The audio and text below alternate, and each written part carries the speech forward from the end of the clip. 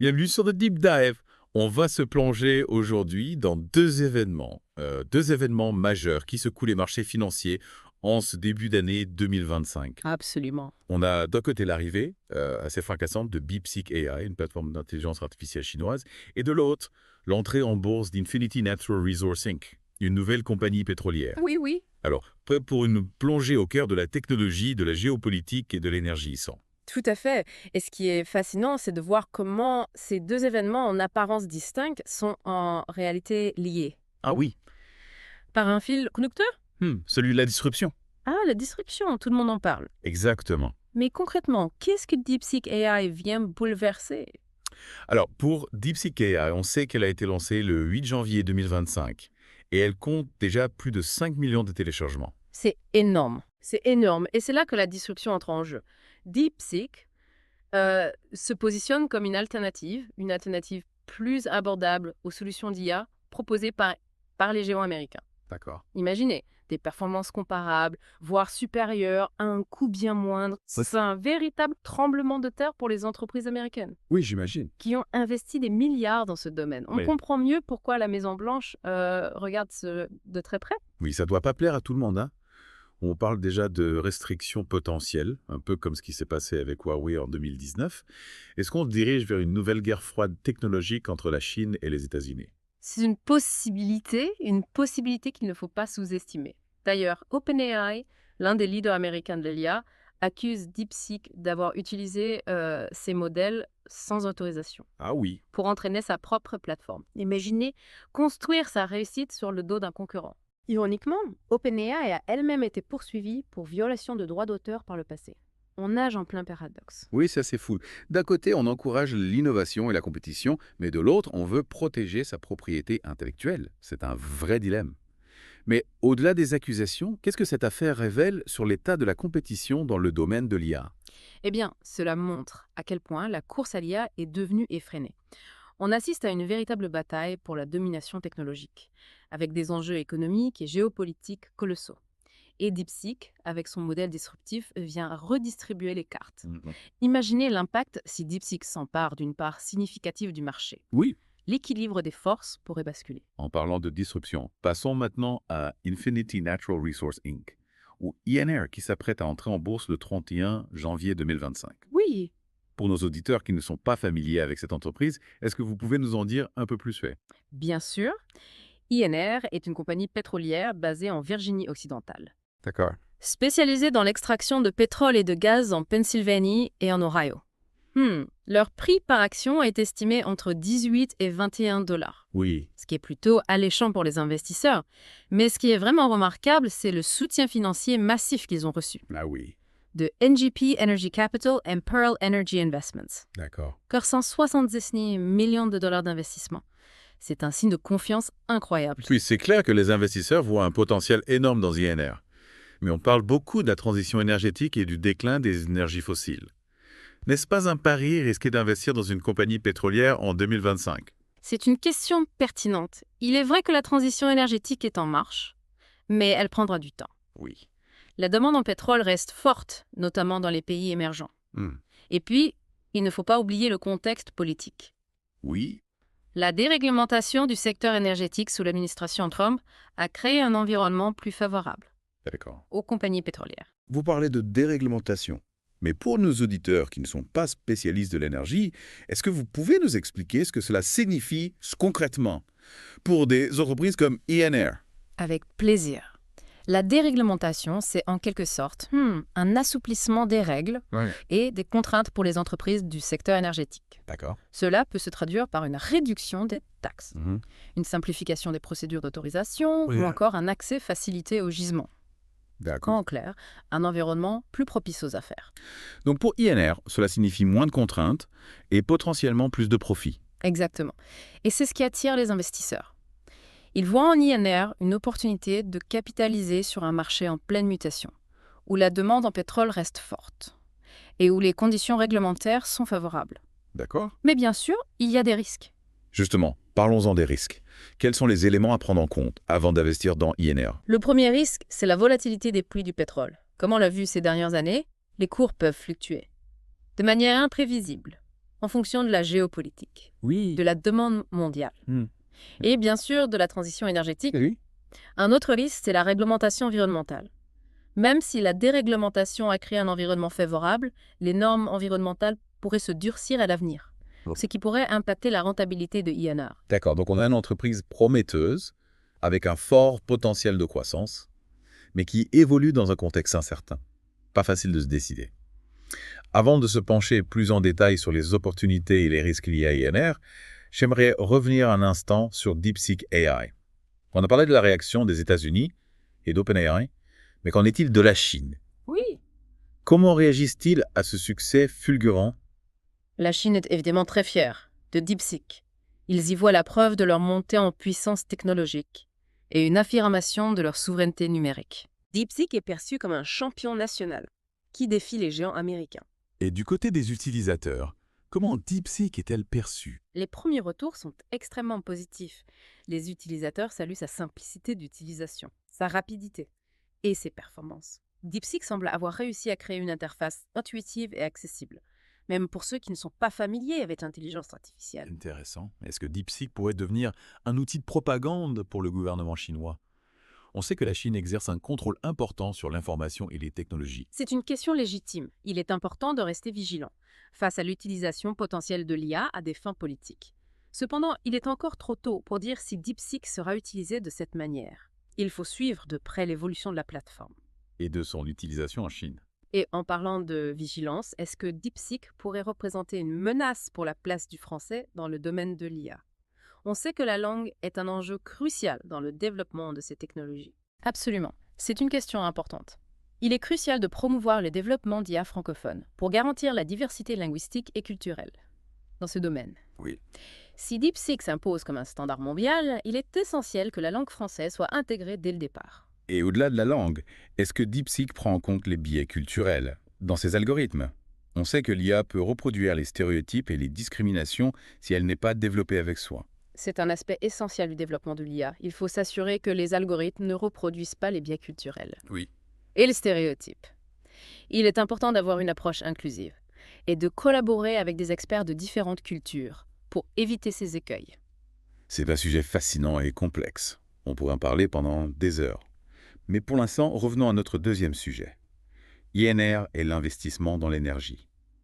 J'aimerais qu'on creuse un peu plus les opportunités et les risques pour les investisseurs. Qu'en pensez-vous? Absolument. Il faut bien peser le pour et le contre avant de se lancer.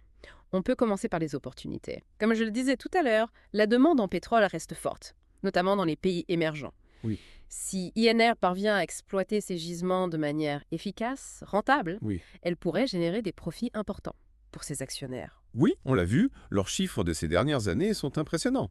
Mais est-ce que cette croissance peut se maintenir sur le long terme, elle? N'oublions pas que le monde se tourne de plus en plus vers les énergies renouvelables. C'est vrai, la transition énergétique est une réalité, mais elle prendra du temps. Et pendant cette transition, la demande en pétrole ne va pas disparaître du jour au lendemain.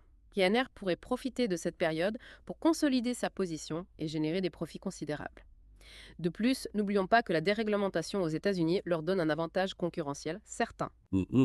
D'accord, donc il y a un potentiel de gain important, mais aussi des risques à prendre en compte.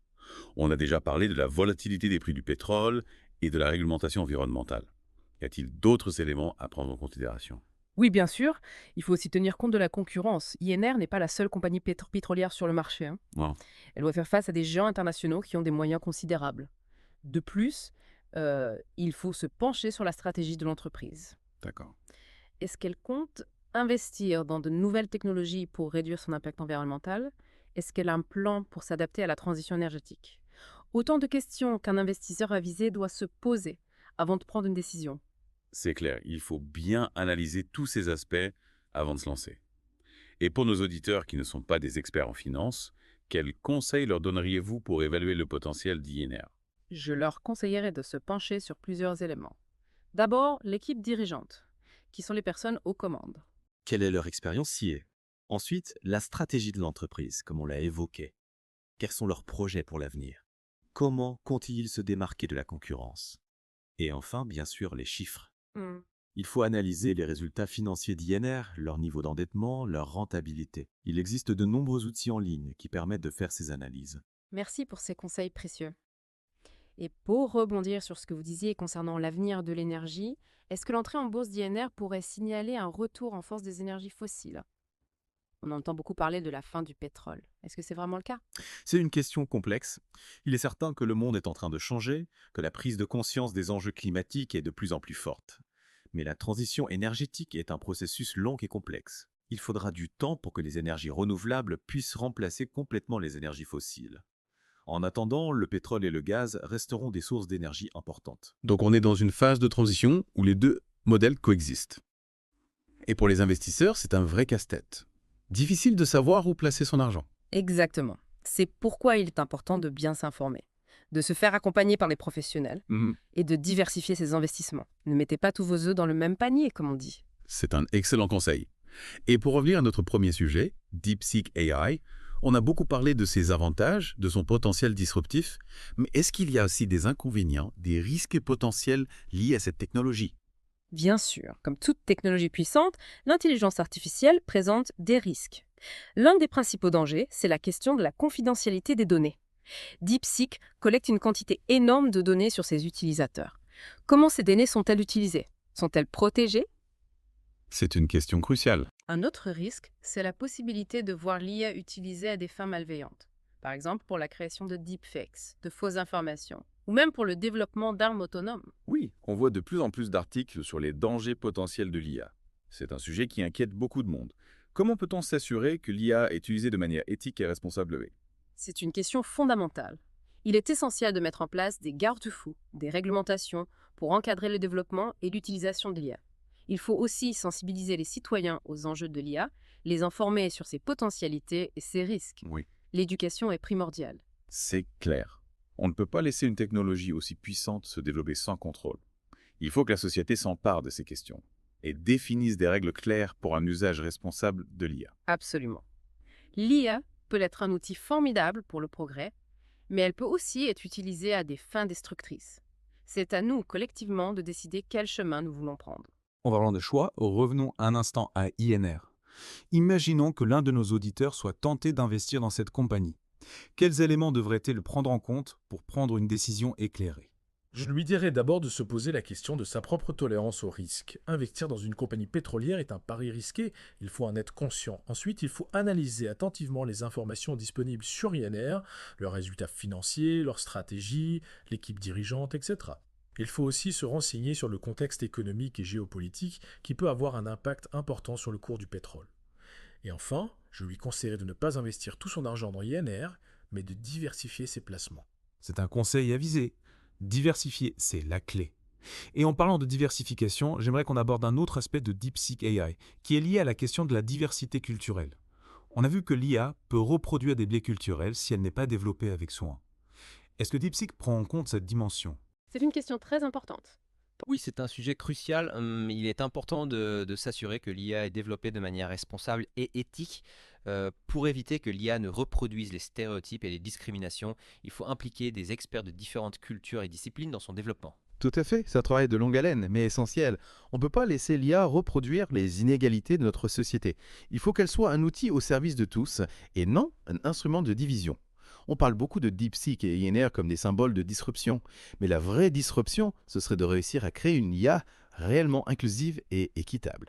Je suis entièrement d'accord.